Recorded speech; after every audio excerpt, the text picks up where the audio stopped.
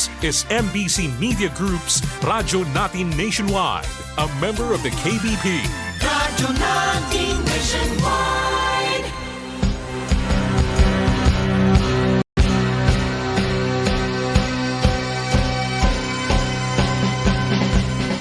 Ikaw ba ay may maraming katanungan patungkol sa nagaganap ngayon sa ating mundo? Ano pa ang mga maaaring asahan patungkol sa ating panahon ngayon at sa hinaharap? Mga kailang paghandaan batay sa salita ni Yahweh upang makaiwas sa walang hanggang kapahamakan bagkus magkaroon ng tiyak na kaligtasan. Sa kanyang pagbabalik, dala ang gantimpala para sa bawat isa. Tiyakin ang iyong magiging kalagayan walang hanggan. Pakinggan ang programang nabugna para sa iyo, ang salita ni Yahweh. Huwag kaligtaan abangan at subaybayan. Programang tiyak na magdudulot sa inyo ng isang buhay na masagana sa presensya niya. Dahil dito, mga panalangin madaling tugunin dahil sa kapangyarihan ng pangalan ni Yahweh.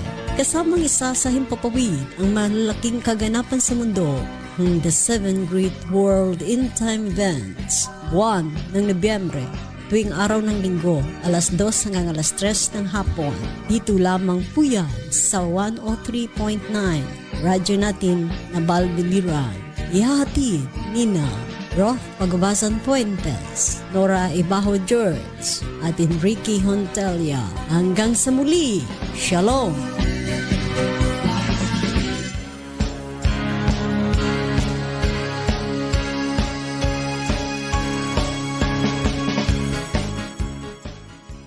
Kapayapaan ay sumainyo pong lahat mula sa himpilan ng tagapaghatid ng mabuting balita. Ang Yeshua Messiah Fellowship ay hahatid sa inyo ngayon ang The 7 Great World End Time Events, ang pagkakasunod-sunod na mga pangyayaring darating sa panahon ng Third Era. Mula sa mild tribulation or the beginning of birth pains, Matthew 24 verse 8, tungo sa Great Tribulation ng Ezekiel 30:2-3 and Matthew 24:21, Marcos 13:1, Lucas 21 verse 23, ang buong aklat ng Revelation at ang unang pitong silyo at pangalawang pitong trompeta na mababasa sa Revelation chapter 8 up to chapter 7, verse 11, up to chapter 16, verse 17, and chapter 18.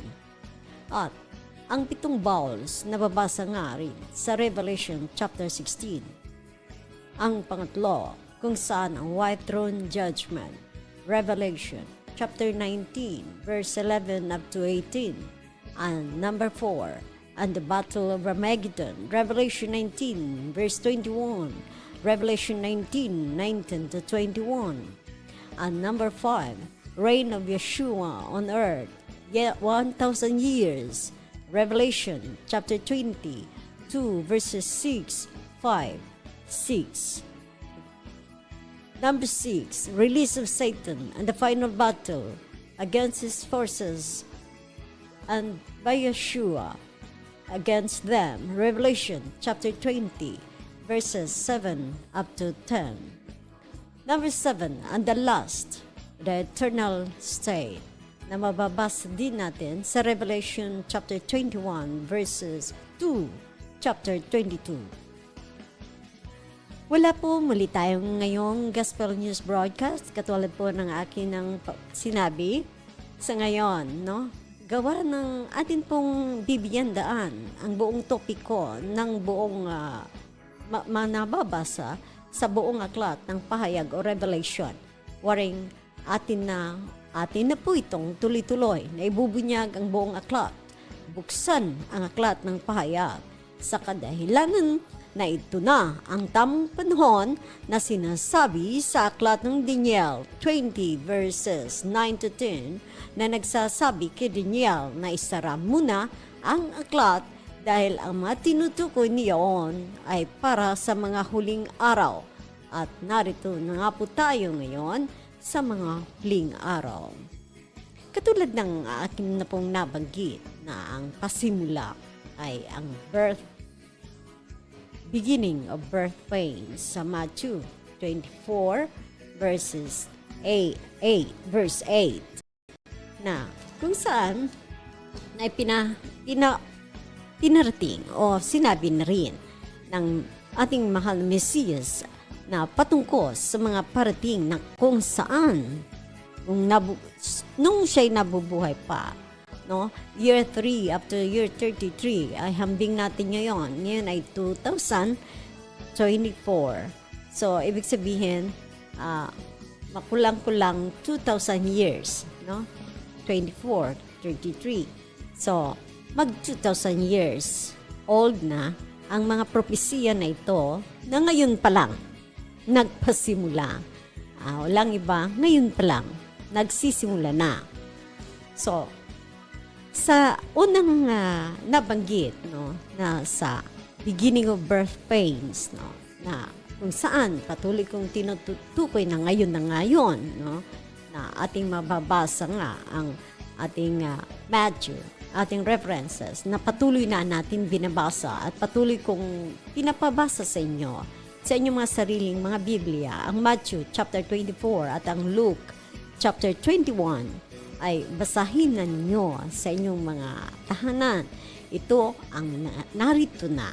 Narito na tayo sa mga panahon na yon na kung saan ang patuloy na ating naririnig ng mga balita, ang mga sinyalis ng mga araw na sa himpapawid na makikita natin, maririnig natin sa ating mga Facebook, no? Bigla na lang mapapakita ang mga pangyayari sa iba't ibang lugar na para bagang pagkatapos sa isang lugar, narito na naman, magpapakita na naman itong mga tumutunog na tila para bagang mga trompeta, no? Hindi maintindihan. Marami ang hindi nakauunawa sa mga pangyayari na gaganap ngayon dahil wala nga po silang alam na kung ano nga ba ang sinasabi sa ating kapanahunan na ngayon na nga ang ating first seal sa Revelation chapter 6 verse 1 and 2 na ang unang silyo na sinasabi na puting kabayo, na sumisimbolo ng puting kabayo, no? Na kung saan na sinabi doon sa verse 2, 1 to 2, verse 2 ay sa Revelation, basahin natin, no? Basahin natin ang Revelation uli. Dahil ang aking tatalakayin sa ngayon ay patungkol sa Great Tribulation dahil medyo natalakay na natin ang iba, no? Ang iba sa ating sa mild tribulation sa panahon na natin sa ngayon na akin na pong maraming bisis na ipinarating sa inyo. So, focus tayo ngayon sa pangalawa, no? Ang Great Tribulation na sinasabi din sa aklat ng Ezekiel chapter 30 verses Ezekiel, basahin natin. Ezekiel chapter 30. Pwede tayong makisabay sa ating pagbabasa, no? Sa habang ako nagbabasa dito, pwede na ninyo kako akong sabayan, no? Sa Ezekiel chapter 30 verses 2 to 3. Narito. Ezekiel, sabi rito, anak ng tao, magpahayag ka. Sabihin mo sa kanilang ito ang ipinasasabi ko. Matinding kapighatian sa araw na iyon ang darating, sapagkat malapit na ang araw ni Yahweh. Magdidilim ang ulap sa araw na iyon, araw ng paghukom sa lahat ng bansa. Kung kaya, baliban dito sa Ezekiel 30, 2 to 3, ay yun din ang ating mababasa sa Matthew 24 verse 21 na ang sabi nga ito, patungkol sa Great Tribulation. Sapagkat, verse 21 ng Matthew 24, sapagkat sa mga araw na iyon, ang mga tao'y magdaranas ng matinding kapigatiang hindi pa nararanasan mula nang likhain ang sanlibutan hanggang sa ngayon at hindi na mararanasan pa kahit kailan. At kung hindi pinaikli ng Yahweh ang mga araw na iyon, walang taong maliligtas, ngunit alang-alang sa mga hinirang, paiikliin ni Yahweh ang mga araw na iyon. Kung gaya't, muli natin basahin pa ang isa pang verse o aklat. No? Mayroon pang isang aklat sa Marcos 13 verse 1. Mark 13 verse 1. Ito rin ang kanyang sinasabi.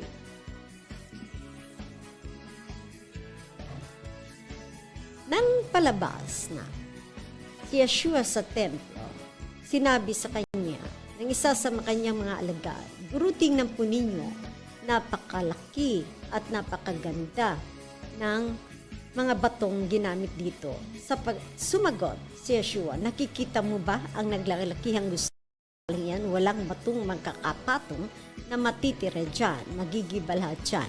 Itong mga salita na ito ay mababasa natin sa sa chapter 6, last verse, na kung saan mababasa natin sa Revelation. Basahin natin ang mga verses na ating nabasa. Basahin natin sa mga end part ng Revelation na sabi, nagtago sa mga yungib na bato. Sa verse 15 nito ng Revelation chapter 6.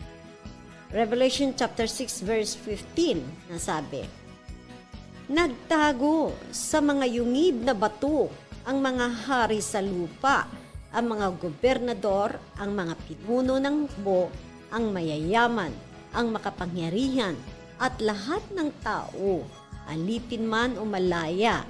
At sinabi nila sa mga bundok at sa mga bato, tabunan ninyo kami at ikubli ninyo kami sa mukha ng nakaupo sa trono at sa puot ng kordero.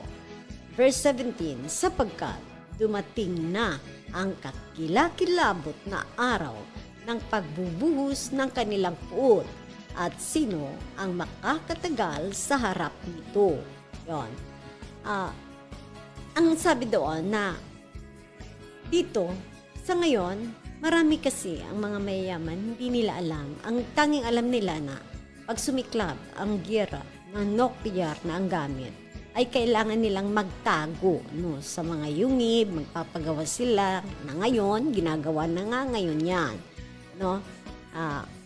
Kung ating makikita ang mag-research tayo sa Google, makikita natin na yung nagkanya-kanya ng tayuan ng mga building na pailalim. Alam niyo po yung mga building nila na tinatayo na pailalim, ay kumpleto doon. May hospital, may supermarket, mayroong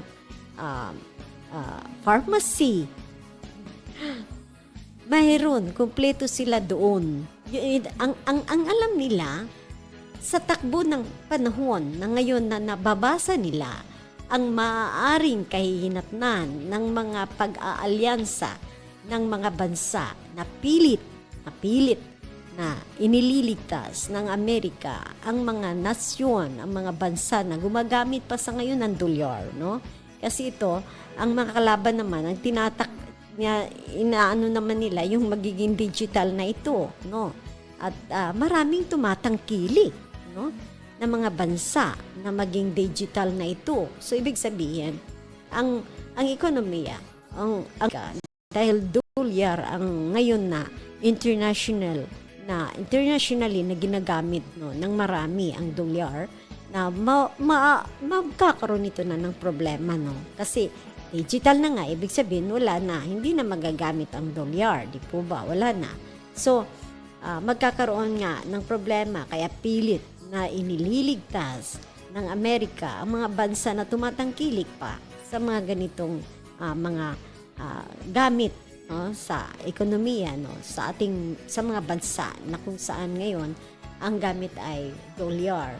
At maliban dito, yung bang nababasa din nila, no, ang mga pangyayari na katulad nito, nakikita nila nagsasanib-sanib ang mga bansa, no, saan kakampi ka dito sa BRICS o kakampi ka dito sa mga democratic form of government, no, mga malalaya na mga bansa. So nagkakampi-kampihan, nagpupurma-purma na sa ngayon sila, no.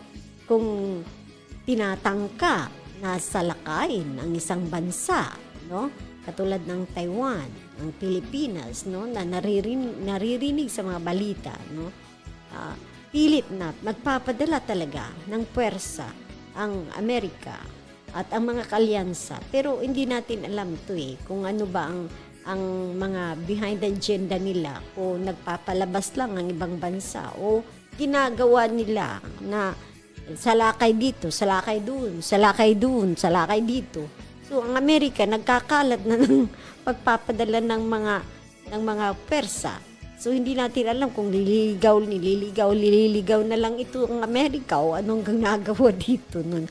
Nililigaw na lang para pagkadating ng kung ano man ang kanilang purpose na upang humina ang Amerika, kasi hindi sila makakilos kapag nandiyan pa yan, dahil pag hindi yan humina, hindi talaga sila makakakilos ng malaya, no, ang mga ibang bansa na nag-allied ngayon. So kung sa gayon, yun na nga rin, ang mga mayayaman, babasa nila mga ganitong mga pagkilos ng mga pwersa ng mga bansa na nagsasanib-sanib, at nakikita nila na magaling ang Amerika dahil sa gamit na minsan akin na din i-broadcast dito ang paggamit ng microchips na may hawak ngayon ng pinaka-advanced na ng teknolohiya na ang microchips ay gamit ay yung Amerika ang mayroon noon. Kaya kung makikita mo, nakikita nila ang mga pagkilos, no? Kahit nga yung pag-ikot ng China doon sa isa umikot ng ganun specific talaga, nakikita nila, pati yung ang takbo nito nakikita nila. So nahuhuli nila, ibig sabihin. Pero ano ang gagawin nito? Kundi ang mga mayayaman parang nakakaani-aninag sila, no? Magawa sila ng mga building pailalim, no?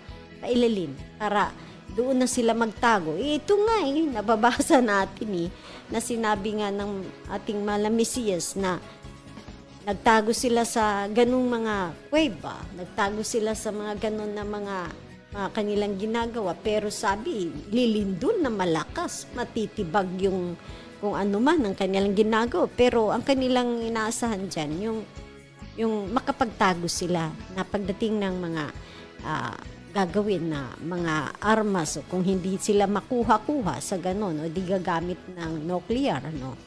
So, yun, naghahanda yung mga mayayaman na ito na magligtas sa kanilang mga sarili na lamang, no? Na pauna na sila, tapos gagawin na. Ang iba naman yan ng mga units ay binibinta din sa kapwa nilang mga billionaires. Kaya panay ang paggawa na pailalim ng mga building, no?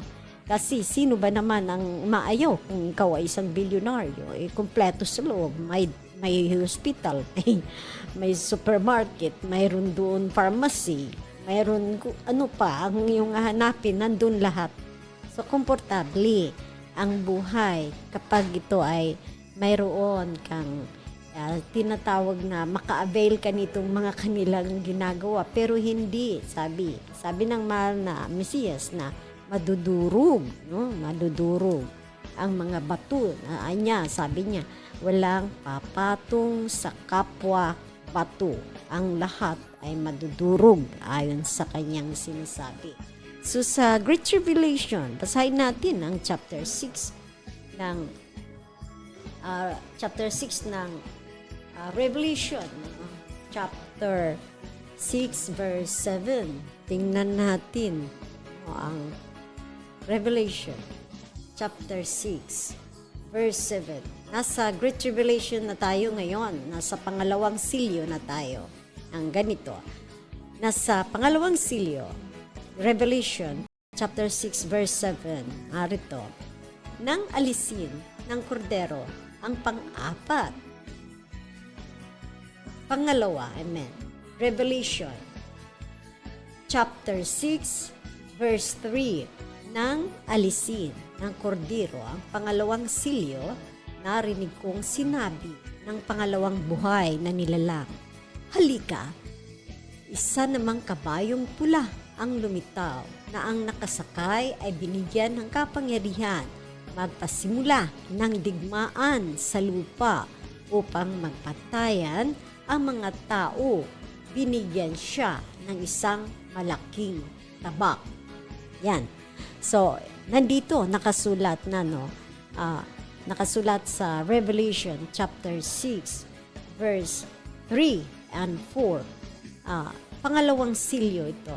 Kasi ang una ay yung white, puti na kabayo, no? Puti. Nagsisimbolo ito ng mabuting balita, huling hudyat sa mabuting balita na ang taglay ay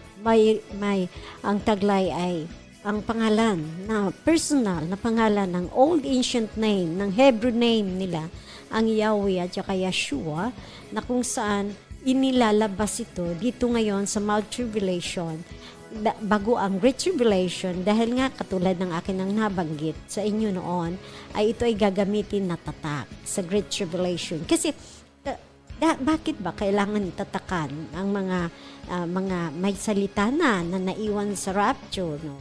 Naiwan sa rapture. Bakit sila tatatakan? Sa tindi ba naman ng kahirapan kapag natatakan ka, baliktad ka, saan ka lulusot, saan ka man matilapon, kung saan man, ano man ang nangyayari sa'yo, ay may silyo ka. Ibig sabihin, tiyak ang iyong kaligtasan. Ganon yon. Kaya, sisilyuhan nga ang mga sa kanya. No, manampalataya na sa pagsundo, sa pag-agaw na hindi sila ibig sabihin sa pag-agaw na hindi sila nadagit, no? Hindi sila naagaw, maring hindi sila naging sa oras na yun, no? Hindi sila handa. Pero mayroon silang mga salita, no? Mayroon silang mga salita. Kaya lang hindi sila naagaw o nadagit. Sa kadahilan na rin na yung hindi sila nga naging handa, hindi sila nadagit. So, maiiwan nga sila. So, ang gagawin ay maglalagay na lang namang sa kanila ng tatak. Upang kung saan ka man matilapon, nakabaliktad ka man, may tatak ka ng Yahweh at saka Yeshua sa noo. Minsan akin itong pinaliwanag sa inyo na pinatunayan natin mula sa mga bersikulo na ang tatak ng pangalang Yahweh at Yeshua ay gagamitin na nga sa Great Tribulation. Kung kaya't, kasi yun ang kaligtasan na gagawin nila sa Great Tribulation. Kasi mahirap. Hindi talaga, walang maliligtas kung hindi malalagyan ng tatak. Kasi ang tatak ay kahit paanong mangyari, maano ka man, mababalik ka pa rin talaga sa kanya. Hindi ka talaga matuloy-tuloy na mahihiwalay. So, yan ang ibig sabihin na kailangan na ang tatak during Great Tribulation na hindi ka makasama. Pero, alam mo, itong ating aralin ngayon, pansinin ninyo na kung gusto mo, wag na lang antayin yung tatak, no? Ang antayin mo na lang ang rapture, ang pag-agaw, kasi mas safe ka dyan. Oo nga, may safe ka kasi mayroon kang tatak, no? May tatak ka okay, safe ka. Pero ang ibig ko sabihin, yung mga dadanasin mo na kasabay doon sa Great Tribulation ay hindi ordinary. Ito na nga, ang mga mayayaman na nagtatago sa mga bato, sa mga yungib, nagsasabi na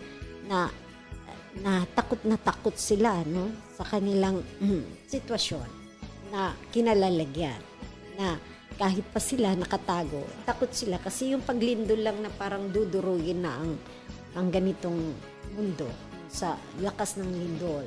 So hindi ka komportable sa ganitong mga season. Ngayon panahon pa naman. May panahon pa magbasa ka diyan ng Bible, no?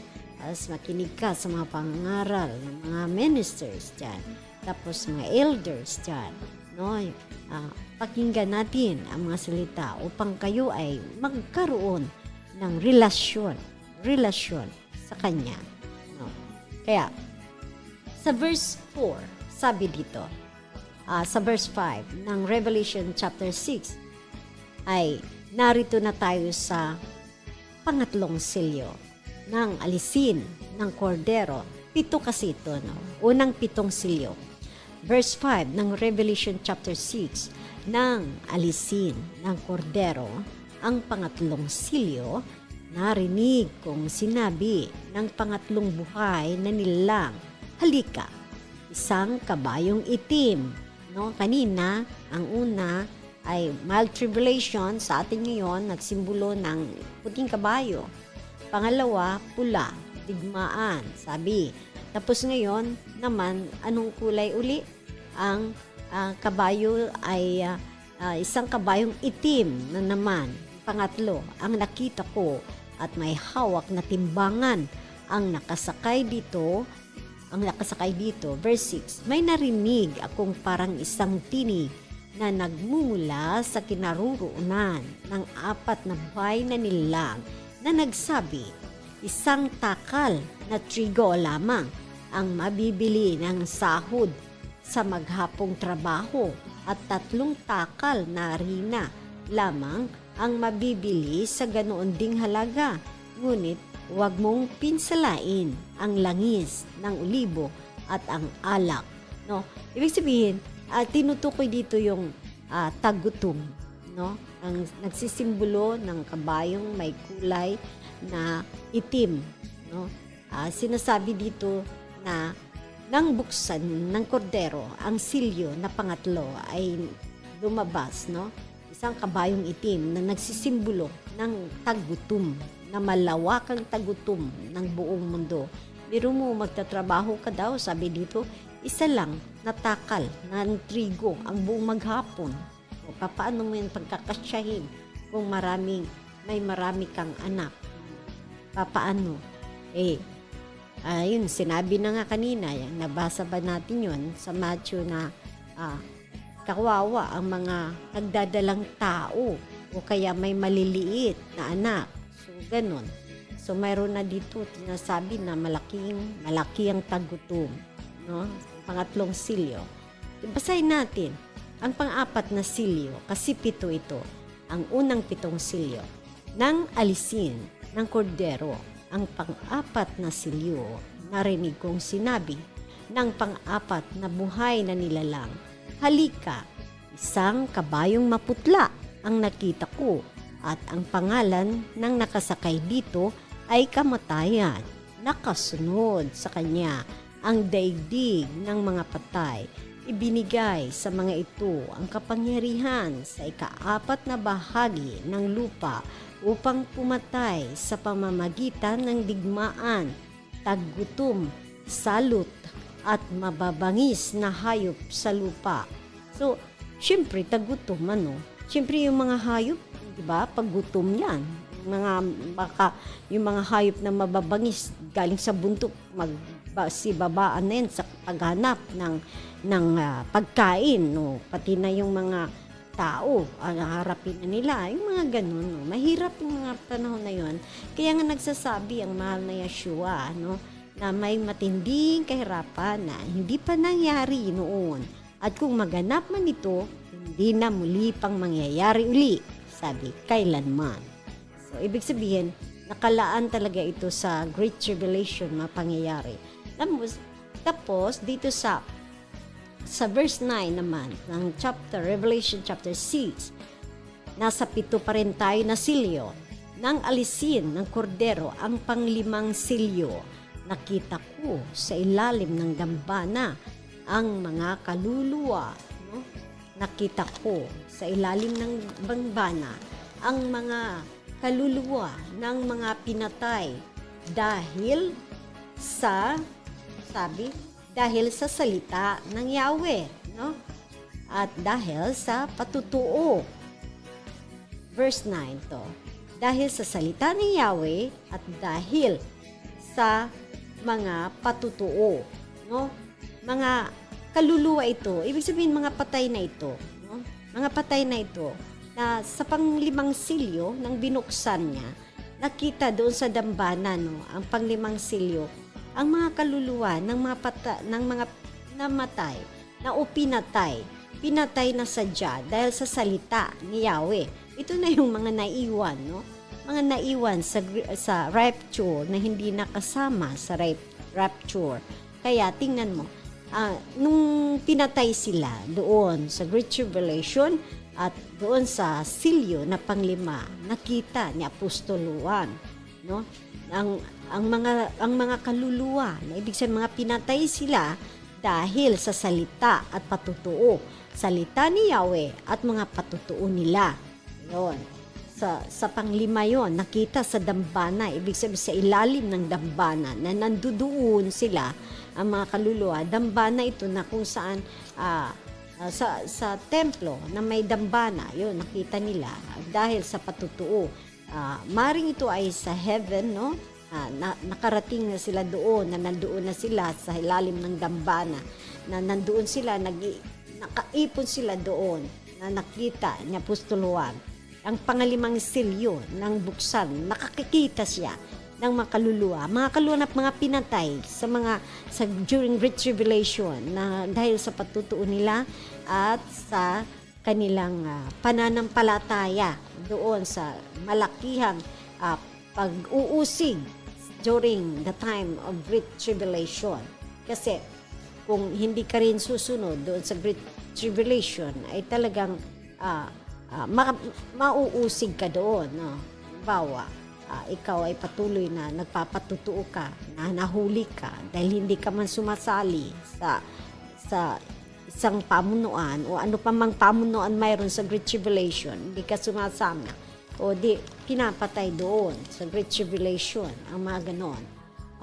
Ang mga tao sa daigdig na pumatay sa amin, so kasabay doon nung makita ni Apostol Juan ng mga kaluluwa ng mga pinatay na mga believers, no, during Great Tribulation, ang sabi to, nag-i-intercede sila, no? Nag-i-intercede, nakikiusap sila doon, nananalangin sila doon sa ilalim ng dambana. Panay ang panalangin nila doon. Ang sabi nila doon sa ating Mesiyas, gaano pa katagal bago ninyo hatulan, parusahan ang mga tao sa daigdig na pumatay sa amin. Sabi naman, so nag-i-intercede sila doon.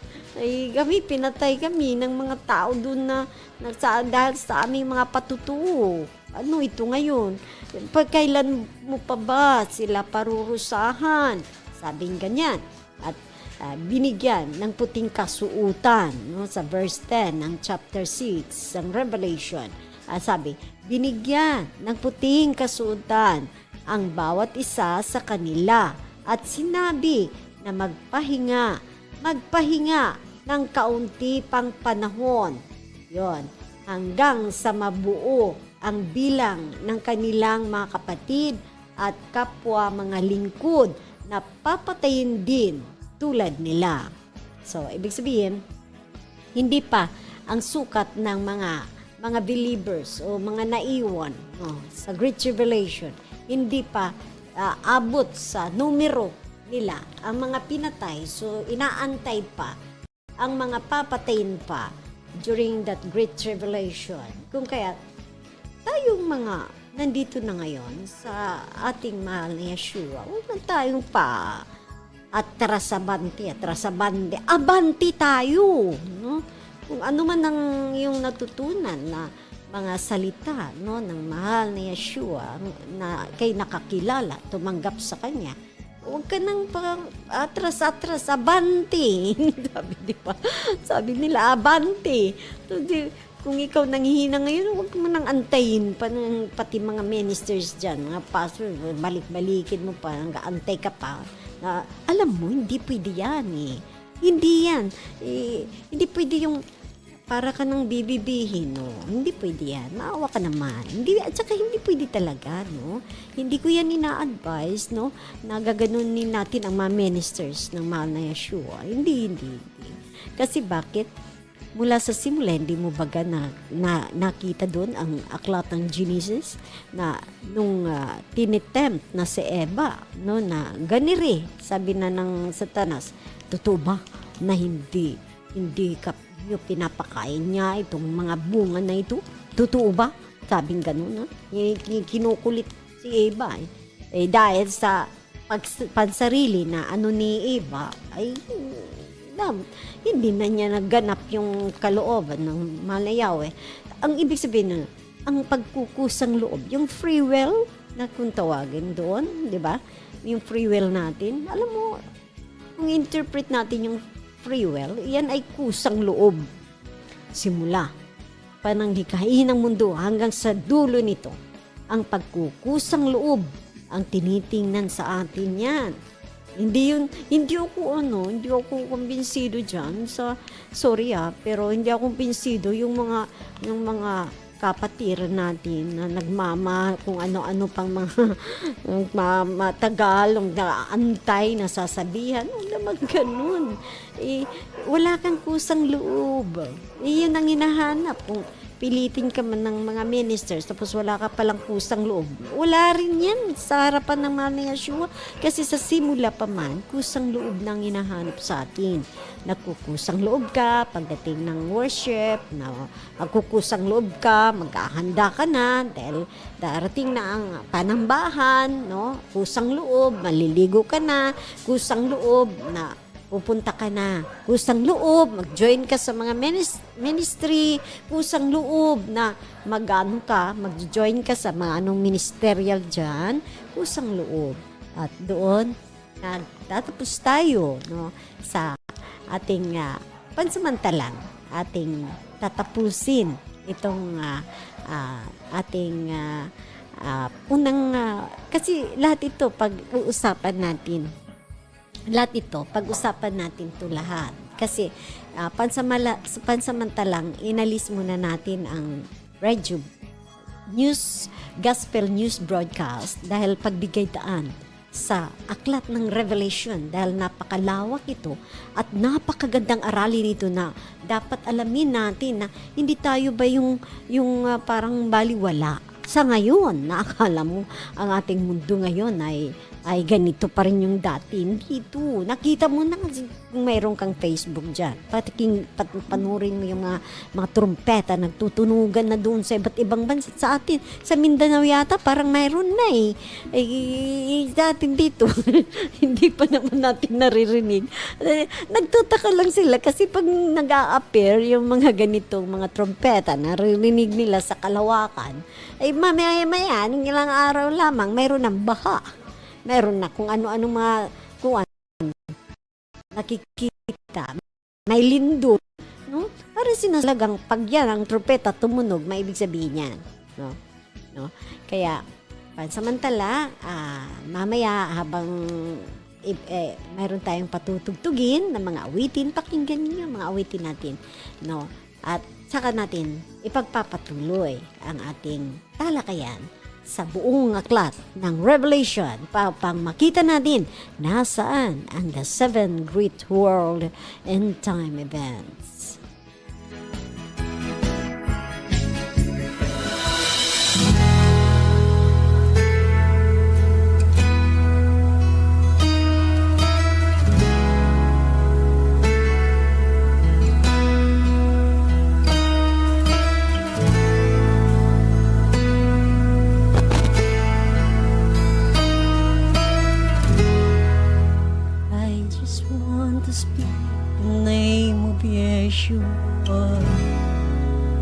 Over every heart and every mind, 'cause I know there is peace within presence.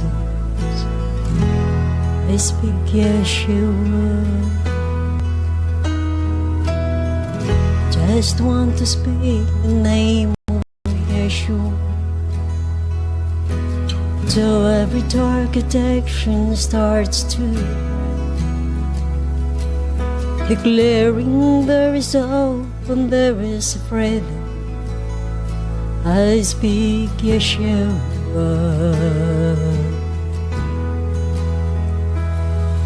Your name is power. Your name is healing. Your name is life. Break every stronghold. Shine through the shadows. Burn like a fire.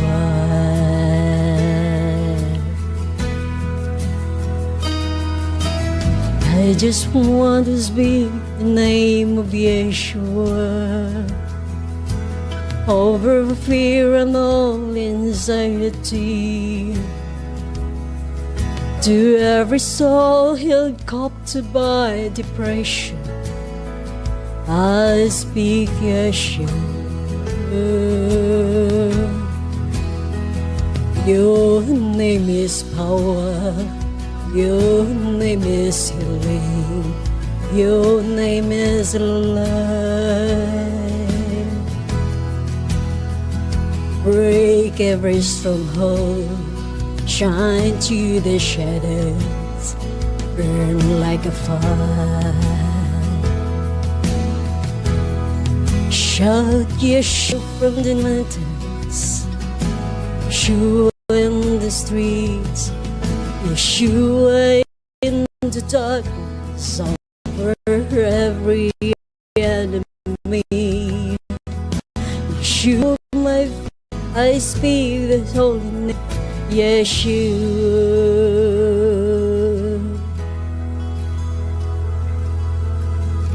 Shout Yeshua from the mountains, Yeshua in the streets.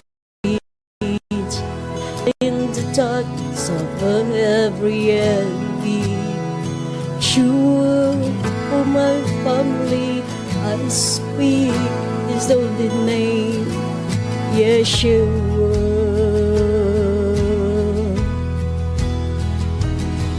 Shout Yeshua from the mountains, Yeshua in the streets, Yeshua in the darkness over every enemy. Yeshua for my family, I'll speak His holy name, Yeshua.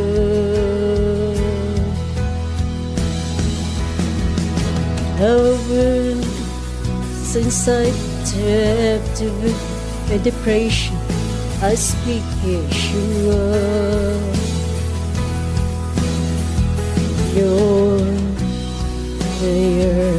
Your name is healing. Your name is life. Break every stronghold. Shine to the shadows. Burn like a fire. At ngayon, ituloy po natin ang ating magandang sapin, no?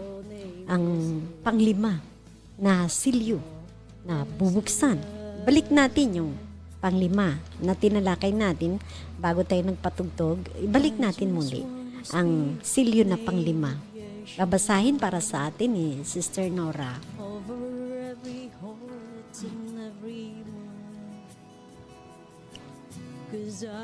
Verse 9.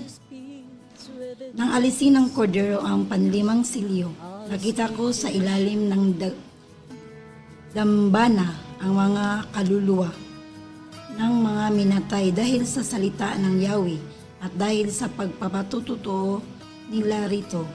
Sumigaw sila ng malakas, O Yahweh, makapangyarihan, banal at tapat. Gaano pala katagal bago ninyong hatulan at parusahan ang mga tao sa daigdig na pumatay sa amin. Verse 11, binigyan ng puting kasuutan ang bawat isa sa kanila at sinabi sa kanilang magpahinga ng kaunti panahon hanggang sa mabuo ang bilang ng kanilang mga kapatid at kapwa ng lingkod, na patayin din tulad nila. So, doon sa panglimang silyo, nakita natin ang ginawa, nandun sila sa ilalim ng dambana, yung mga pinatay na mga mananampalataya na naiwan doon sa Great Tribulation dahil sa hindi nila pakikipagkaisa doon sa anumang pamamalakad na mayroon na sa darating na panahon during Great Tribulation. Dahil dito, nung mahuli na sila, pinapatay sila. So ngayon, naantay pa ang ilan bilang pa muli na papatayin din na katulad nila. Sa intercession nga nila, nabasa natin, na naapila na nila doon sa trono. No? Nandoon sa may dambana, sa may trono, na kung kailan pa ba parusahan ninyo yung mga pumatay sa amin, 'di ba? So, ngayon, ang sinagot sila na mag-intay ng sandali. At dahil ang pag-iintay nila dahil sa kulang pa ang mga bilang na papatayin na tulad sa kanila. At ang pang-anim sa 7 silyo, ating basahin muli mula sa verse 12, 13, and then 14, no? Hanggang sa 17. Tingnan natin, no? Sa verse 12 hanggang sa 17. Verse 12. Pakinggan po natin. Verse 12. Nang alisin ng kordero ang pang-anim na silyo, lumindol ng malakas, ang araw ay nagdilim, na kasing itim ng damit. Panluksa at ang buwan ay maging kasimpula ng dugo. 13. Nalaglag mula sa langit ang mga bituin na parang mga bubot ng bunga ng igos kapag hinahampas ng malakas ng hangin. Verse 14. Naglaho ang langit sa paraang kasulatang inirolyo at nawala sa kanilang dating kinalalagyan ang mga bundok at mga isla. Verse 15. Nagtago sa mga yungib ng bato ang mga hari sa lupa, ang mga gobernador, ang mga pinuno ng hukbo na mayayaman, ang makapangyarihan at lahat ng tao, alipin man o malaya. 16. At sinabi nila sa mga bundok at sa mga bato, tabunan niyo kami at ikubli ninyo kami sa muka ng nakaupo sa trono at sa puot ng kordero. 17. Sapagkat dumating na ang kilabot na araw ng pagbubuhos ng kanilang puot at sino ang makakatagal sa harap nito. Nakita na natin, no? Kinakausap na nila, no? Yung mga nagtago sa yungib na mga bato, nagkakausap na nila, pati yung mga bato sa tindi. Siguro sa tindi ng takot, sa tindi ng kaba, no? Kinakabahan na sila.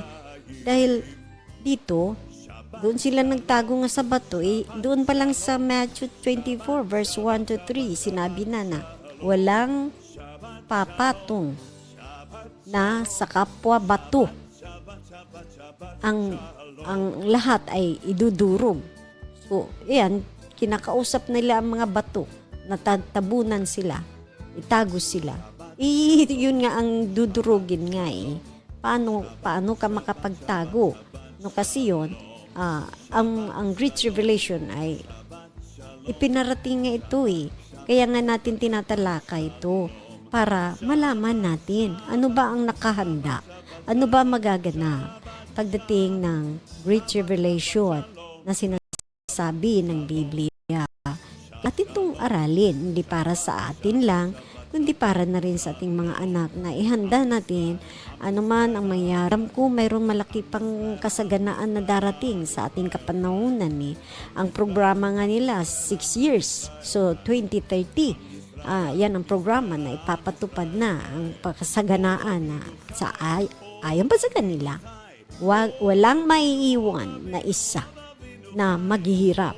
Ang lahat ay dapat managana. So, kahit pa dumating ang mga panahon na ito, wag tayo magpapalinlang, no? Matsagana, sige, kasi tinulong man sa atin yan, di ba? Sige. Tanggapin natin. Tulong yun eh. Ngayon, alam mo ba, wag ka lang mawawala sa presensya ng mahal na Yeshua. Wag. Mananalangin ka kahit sa gitna ng kasaganaan, gitna ng mga happy-happy, manalangin ka dyan kasi baka bigla sa oras na yan dumating, hindi mo alam. No, di madadagit ka, di ba? Ganun.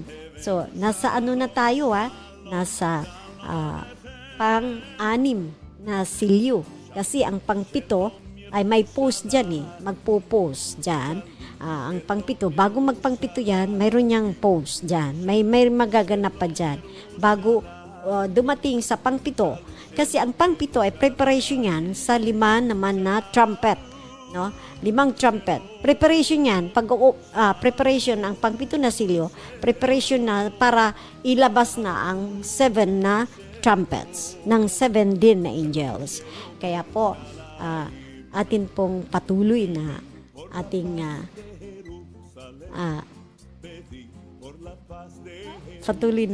pakinggan, no, ang ating ang mga balita na katulad nito, no, mga talakayan katulad sa aklat ng Revelation, dahil kung mayroon na lang po tayo kunting mga minuto, no, tuloyin natin ang pagbabasa sa Revelation chapter 7, no. Kasi ang ganda, akala mo, ang ganda ng aklat ng Revelation na hindi ito binubuksan, na hindi tinatalakay. Pero kung buksan mo ito, ang ganda ng aklat na ito para magkaroon tayo ng kaunawaan sa mga bagay na ito, atin pong isa-isahin ito, no? At hindi naman ito ay patungkol lamang ito patungkol lamang sa mga kaalaman na mga darating na mga panahon na ito na nga pala ang mangyayari, no? Kaya paghahanda na rin para sa rapture, no? Dahil kung malalaman naman natin, no, nga mahirap pala ang tribulation, di ba? At ka pa mag-aambisyon. Ba't mo pa ambisyonin na dumaan ka doon? Nakita na natin, no? Ang mga nagpapatutuo, syempre kung ikaw ay maiiwan at nakita mo talaga na nangyari pala ang rapture, kung ikaw yung panahon na yun, nagbabackslide ka, marirevive ka. Dahil nangyari diba? So, sabi nga naman niya, wag sanang dumating ang oras na ikaw ay marirevive sa kanyang pagbabalik. Doon ka palang marirevive. Don't do that. Kaya maiiwan tiyak ka dyan. At wag din itaon namang ikaw ay manghina sa kanyang pagbabalik. Dahil tiyak, hindi ka rin makakasama. Ang ma-revive ka sa oras ng kanyang pagbabalik. Nang ibig sabihin na dapat revive ka ngayon na. Ngayon pa lang. Malayo pa. Huwag ka nang mag-trial dyan. No? Alam mo na ang salita. Di pa muhay mo na. No? Sundin mo na ang mga salita niya para yung kaisipan natin. Alam mo yung battlefild ng kaaway, dito tayo sinisiksikan sa ating kaisipan ng kung ano-ano mga kademonyo ng mga salita mo, ano na ginagawa ng kaaway sa ating isip. Kaya lagyan mo yan ng salita ng mahal ni Yeshua. Lagyan mo yan ng ating salita ng ating Mesiyas. Lagyan mo, magbasa ka para mayroon mailagay dyan sa utak mo. Kaya pag nagsalakay ang kaaway dyan, turuan ka ng hindi maganda, turuan ka ng masama, meron kang panlaban. Isa-isa ito tayo isa-isa ito. Kanya-kanya ito Kanya-kanyang diskarte ito para tayo makasama sa rapture. Okay? Hanggang doon na lamang pumuli tayo. Ang ganda. Nasa anim tayo pa lang na silyo, sa 7 silyo. Kasi ang 7 silyo, preparation yan para sa pagbukas ng 7 trumpets. So, walang gaano dyan. Pero, bago mag-7, mayroon pang magaganap. Okay?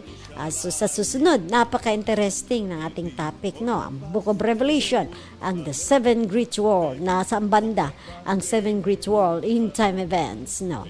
Nakadalawa na po tayo. First, ang Mild Tribulation, and then ang pangalawa, Great Tribulation. Then, pangatlo, na yun, ang White Throne Judgment. Before that, meron pang bowl na darating. Meron pang trumpets na darating. Okay?